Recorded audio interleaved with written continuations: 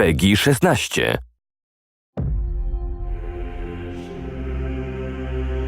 This really is the beginning of a new era, and I think beginning is an important part of that sentence.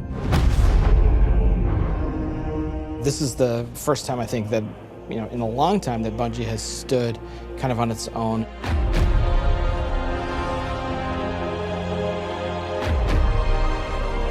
And we're self-publishing. It's a really big deal. There's a huge opportunity here for us to really make our own decisions. It's a turning point for us. We are in charge of our own destiny. It's empowering and terrifying at the same time. There are only two groups who are going to decide what happens to Destiny next: Bungie and the players who play Destiny.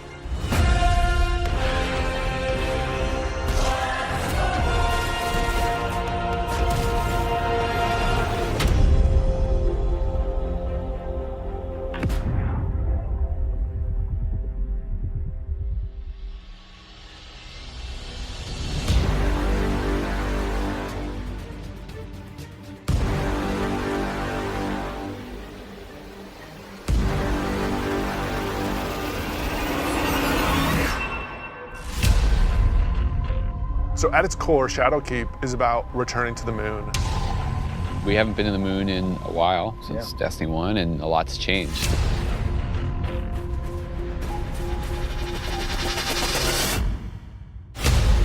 When you go back, it isn't exactly what you thought it was. There's like huge cracks ripped into it. There's a weird scarlet fortress. And so the context of the moon has been updated entirely. This isn't just about the hive anymore. It's about something else, something terrifying.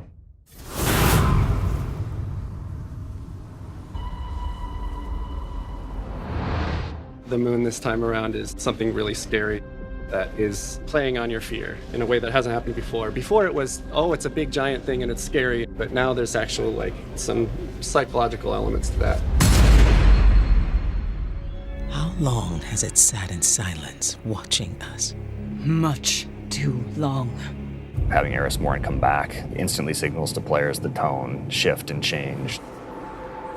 There's an undertone of threatening and psychological horror. You're all insufferable!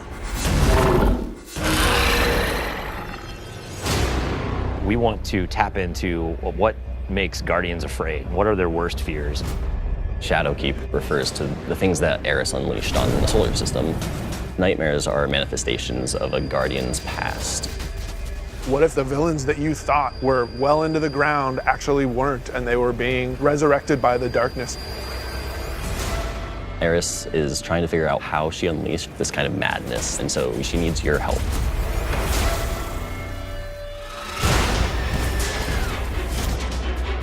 You can't just kill them and make them go away. What if you can't do all of the things that you've grown accustomed to doing? Being unable to achieve what you're trying to achieve, no matter how hard you try. Players, they think we can deal with this. We killed Crota, we killed orcs. No big deal, right? Well, you're gonna get there and you discover it's a bigger deal than you even thought it could be. The darkness is actually a lot closer than you realized. Now you know my suffering.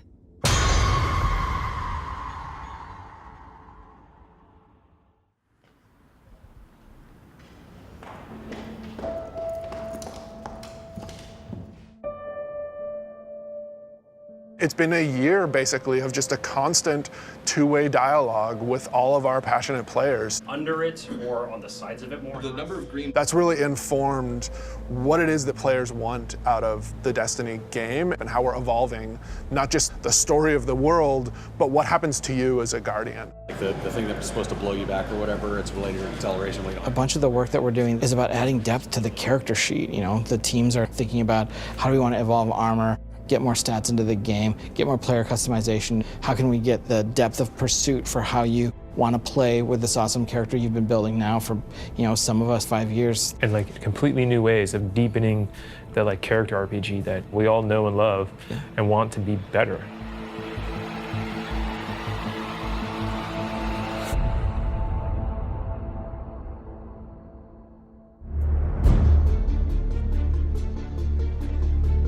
In Shadowkeep, we are fundamentally evolving the systems and moving the world forward. You want to bring some of that sci-fi element back to it, where it's like, some like panels or exactly. something. We've been dancing this line between, like, are we RPG enough? Are we not RPG enough?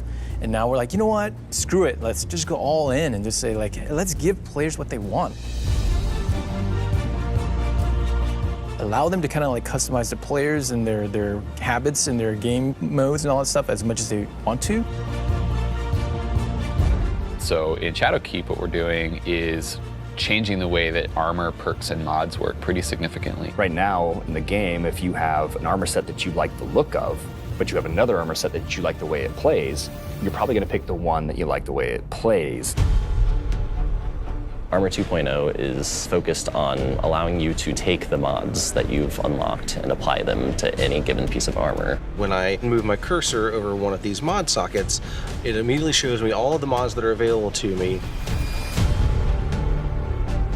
Personally, I'm excited about the artifact. Players just get to kind of like fidget with these knobs and switches and do all the things that they want to do. When you get to this last tier, each of these perks gets relatively close to what an exotic might feel like. That's going to be a lot of fun. It's going to be a lot of fun.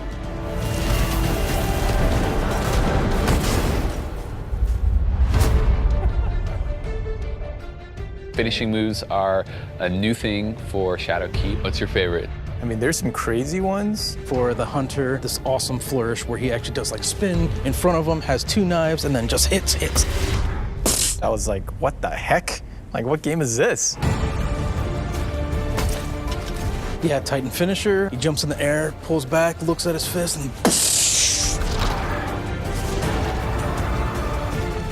it's kind of like the dunk. There's so many different ways to dunk. You can behind the back, 360, cartwheel, whatever.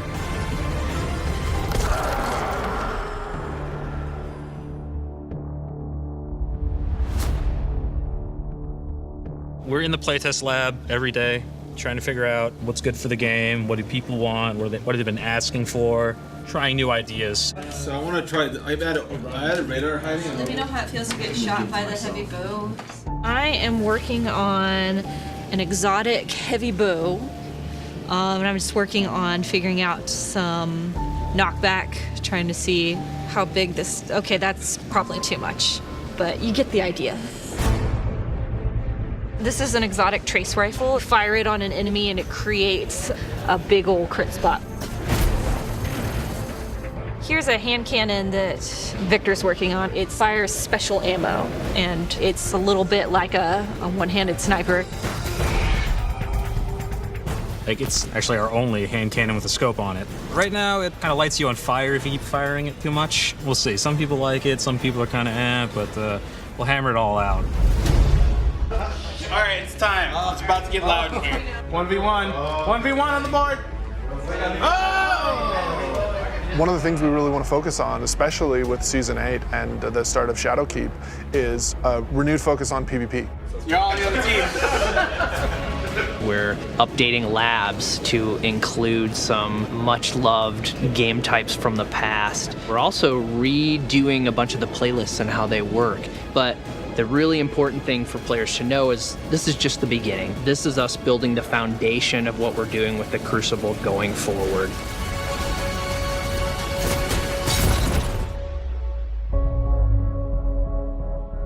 Previously, you would have a 20, 40, 60-hour climb before you could do what's considered in-game content.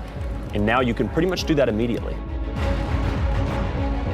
We want you to feel like you are in the end game from the moment you step on the planet. Leveling up your Guardian and becoming more powerful, overcoming dungeons, overcoming raids. For the raid, we had multiple destinations that we were considering, and Black Garden was like immediately top of the list. And everyone was like, yes, and I was like, yes, that's the one I wanted.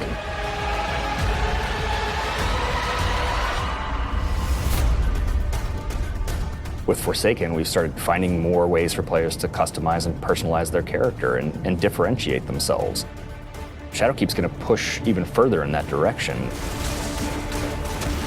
The word, which is really guiding us in a bunch of ways, is depth.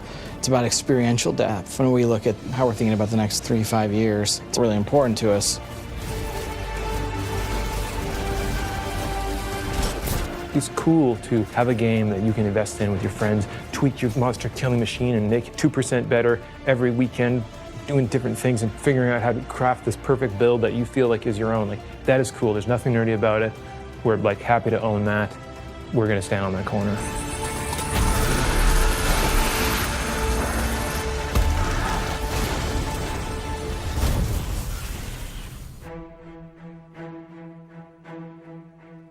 As things change, if the game doesn't feel like it's changing to meet the new landscape, it just all fall down.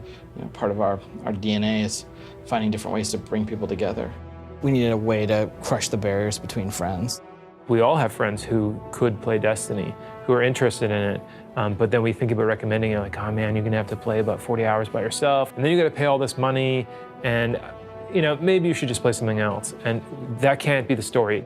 We need an entry point for your friends to be able to get into Destiny. This is just simply about bringing people together to make it easy for players to enter this universe. There's a new entry point coming out in September called New Light, and New Light is a free-to-download experience. We're going to start off in the same place where Guardians first came into the world. Guardian. Guardian? Eyes up, Guardian. It worked. You're alive. You started in the Cosmodrome. You're going back. Going back. Yeah, blast from the past. Okay, it's not going to break orbit, but it just might get us to the city. It's as easy as come in, make a character, play the amazing introduction to the game, and then land in the tower. And then we'll set them loose to open up the world as they see fit. And have sort of an array of potential in front of you. You can just start playing the game and get into some of the same activities that your friends might be playing. The campaigns from D to Year One, the Red War, Curse of Osiris, Warmind. Every world we have will be available for them to explore and to free roam and to do bounties on. Every cooperative strike, whether they're playing with friends or matchmaking, every competitive multiplayer map. The D2 Year One raids like Leviathan. Full access to Gambit, the hybrid mode that we have. All these things are available to them for nothing.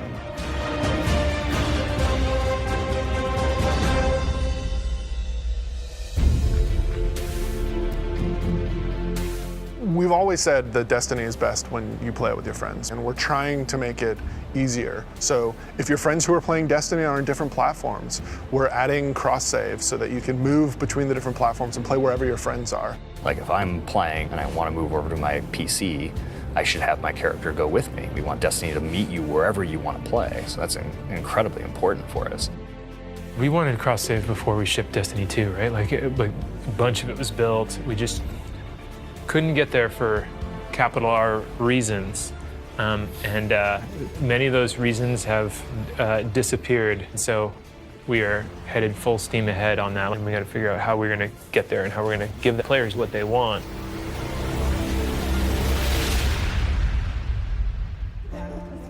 As culture as we can get. Thanks, buddy. Our original vision for Destiny was a world that would evolve and change. We're leaning really hard into that because we believe that's where the future of Destiny is. The long horizon for Destiny is to become an evolving world. You know, you're going to tune in to see what's going to happen next. We can completely build Destiny in the vision that we want it to be in. A vision that isn't dictated by a commercial model or a business plan, but our creative vision and what we want to do for our players and what they want us to do with Destiny. We feel like our work isn't done. We have a series of missions that we need to finish before I think we have Destiny in the place that it needs to be, and we're back to, I guess, finish the fight, so to speak.